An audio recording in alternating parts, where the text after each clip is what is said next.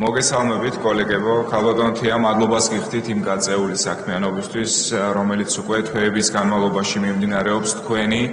და თქვენი კომისიის მხრიდან. მე მექნება კითხვა, რაც შეეხება თქვენ აღნიშნეთ, რაც პარლამენტმა განსაზღვრა. ეს არის 6 ძირითადი თემა, რაზეც დროებითი საგამოძიებო კომისია მუშაობს, მაგრამ არაერთი სხდომის, არაერთი გამოკითხვის შემდეგ ხომ არ გამოკვეთილა ერთი ან ორი ისეთი მსხვილი მიმართულება, რომელიც შესაძლებელი არის, რომ თქვენს დასკვნაში იყოს მითითებული და ასევე, რაც ჩემი აზრით მნიშვნელოვანი არის საზოგადოებისთვის,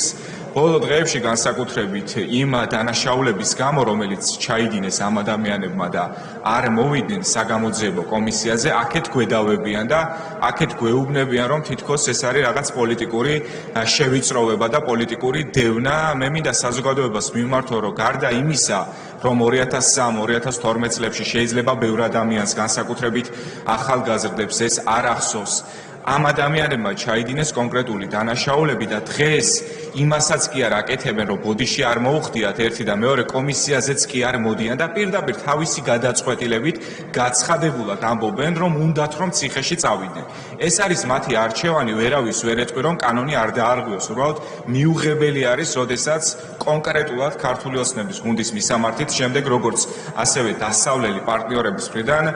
ვრცელდება ბრალდებები ამასთან დაკავშირებით და მე მინდა ყველას მოუწოდო, რომ როდესაც არის გამოძახებული დროებით საგამოძიებო კომისიაზე, აუცილებლად გამოცხადდეს ამ კომისიაზე და პირები, რომლებმაც 2003-2012 წლებში ჩაიდინეს დანაშაულები, ბოდიშიც კი არ მოუხდიათ ამ დანაშაულების გამო და დღეს კიდე აქეთ გვედავებიან. დიდი მადლობა. რაც შეეხება ბატონი გიორგის კითხვას, გამოიკვეთა თუ არა რაიმე ისეთი თემა, რაც ვთქვათ, არ იყო გათვალისწინებული საქართველოს პარლამენტის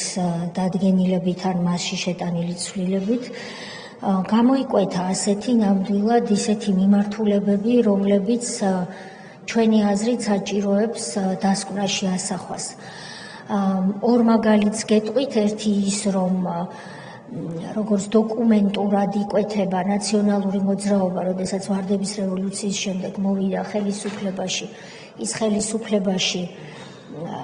მოვიდა გასაგებია იმ მოვლენების შედეგად, რომელსაც ცდარად დაერქვა რევოლუცია და ჩვენ ამას ვიკვლევთ და სავარაუდოდ ვიტყვით, რომ ეს არ იყო ხავერდოვანი რევოლუცია, ეს იყო ხავერდოვანი რევოლუციის ფორმით შეფუთული სახელმწიფო გადატრიალება, მაგრამ მერეც მომდევნო თვეებში, როცა უკვე არჩევნების ჩატარება გახდა საჭირო, ისინი ხელისუფლებაში და ამ დარბაზში შემოვიდნენ გაყალბებული არჩევნების შედეგად. ამაზე ნათქვამი აქვს თავისი სიტყვა სტრასბურგის სასამართლოს, მაშინ ცესკოს ხელმძღვანელობდა ბატონი ჭიაბერაშვილი და ეს ის თემა, რომელიც გამოიკვეთა და ჩვენ ვფიქრობთ, რომ დასკვნის შესავალში თუ ვინ და როგორ მოვიდა ხელისუფლებაში, ეს იქნება მოხსენიებული. რა თქმა უნდა, ეს მიმართულება, იმიტომ რომ თქვენგან ამის მანდატი არ გვაქვს, ისეთივე ძირფესვიანად გამოკვლეული ვერ იქნება, იმიტომ რომ სხვა თემები გვაქვს ჩვენ საკვლევად დავალებული პარლამენტის მიერ, მაგრამ შესავალ ნაწილში, სადაც დაისმება კითხვა, ვინ და როგორ მოვიდა ხელისუფლებაში, რა თქმა უნდა, ეს იქნება სათანადოდ ნაჩვენები, რომ ერთი ხელისუფლებაში მოვიდა მავნებელი ძალა, რომელიც ახსნილი იქნება დასკვნაში თუ რას ნიშნავს ეს და აქ ამ შემთხვევაში მე მუშაობა ჯერ არ დაგვისრულებია, რბილად საუბრობ შედარებით და ეს ძალა როგორ მოვიდა ხელისუფლებაში, მოვიდა გადატრიალებით და გაყალბებული არჩევნებით, მაგრამ ეს არ იქნება რაღაცა ცარიელი შეფასებები, ეს იქნება შესავალში ნაჩვენები, მოკლედ კონკრეტულად და დოკუმენტებზე დაფუძნებულად. მეორე საკითხი, რაც გამოიკვეთა და ჩვენ ასევე მას ვინაიდან ამის კვლევის მანდატი თქვენგან არ გქონია, მივუჩენთ ადგილს შესავალ ნაწილში დასკვნის, სადაც ვიტყვით სავარაუდოდ, დღეს ასე უნდა ვთქვა, სავარაუდოდ ვიტყვით, რომ ეს იყო ყველაფერთან ერთად ასევე ანტიქართული რეჟიმი. ეს ცალსახად იკვეთება ჩვენი კვლევის შედეგად, ჩვენ ამჟამად მუშაობთ ძველ საგაზეთო სტატიებზე,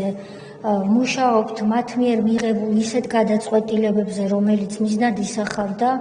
ახალი ქართველის შექმნას, რეალურად ჩვენი ერის გადაგვარებას და ამაში დიდი წვლილი შეიტანა ასევე განათლების სისტემამ მაშინდელმა და იმ გრიფირებულმა სახელმძღვანელოებმა, რომელთა ასლებიც ამჟამად ჩვენ განათლების სამინისტროსგან გამოთხოვილი გვაქვს, განსაკუთრებით საქართველოს ისტორიის სახელმძღვანელოები, ქართული ენისა და ლიტერატურის სახელმძღვანელოები, ის დედაენა,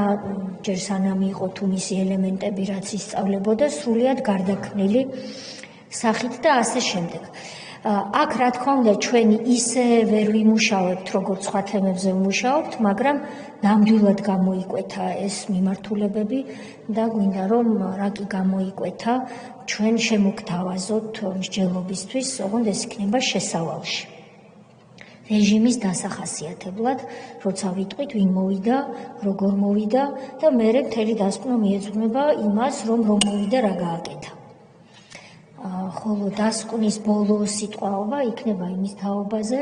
რა უნდა ვქნათ ახლა. როდესაც ისინი არამც თუ დააშავეს ოპოზიციაში ყოფნისასაც უშავებდნენ ხალხს და სახელმწიფოს. ეს არის, რაც შეეხება ახალგაზრდებს, ბატონო გიორგი, მე მინდა მადლობა დაგიბრუნოთ და გითხრათ, რომ ჩვენი გუნდის ძალისხმევით, მაგრამ მე მიმუშავია თქვენთან ერთად, ცოტა მქონდა ეს პატივი და ვიცი, რომ ძალიან ბევრი რამე ჯერ კიდევ მაშინ გააკეთეთ და ეხლა უკვე დაეთყო ახალგაზრდულ მიმართულებას ნამდვილად გამოცოცხლება, კიდევ მეტად გააქტიურება, ვიდრე მანამდე იყო და მადლობა თქვენ ამისთვის. ჩვენი კომისია თუ დააკვირდებით, პირველ რიგში თქვენ სეგმენტს ესაუბრება, ახალგაზრდებს ესაუბრება. კომისიის წევრები აკრძანდებიან და დამეთანხმებიან, რომ ჩვენ ძალიან ვცდილობთ, რომ ყოველ ჯერზე არ გამოგვრჩეს ის, რომ ახალგაზრდები გვისმენენ და ის, რაც შეიძლება მათთვის სიახლეან გაუგებარი იყოს, იმიტომ რომ მაშინ ისინი ან არ იყვნენ დაბადებულები, ან მცირეწლოვანი, ან არასრულწლოვნები იყვნენ, გზა და გზა, მცირე ახსნა-განმარტებებიც ვაკეთოთ ხოლმე მათთვის. ამიტომ თუ უნდა ითქვას პასუხი კითხვაზე, რისთვის აკეთებთ ამ ყველაფერსო, ჩვენ ყველამ ვიცით პასუხი ამ კითხვაზე არის, რომ ამას ვაკეთებთ ახალგაზრდებისთვის და მომავლისთვის.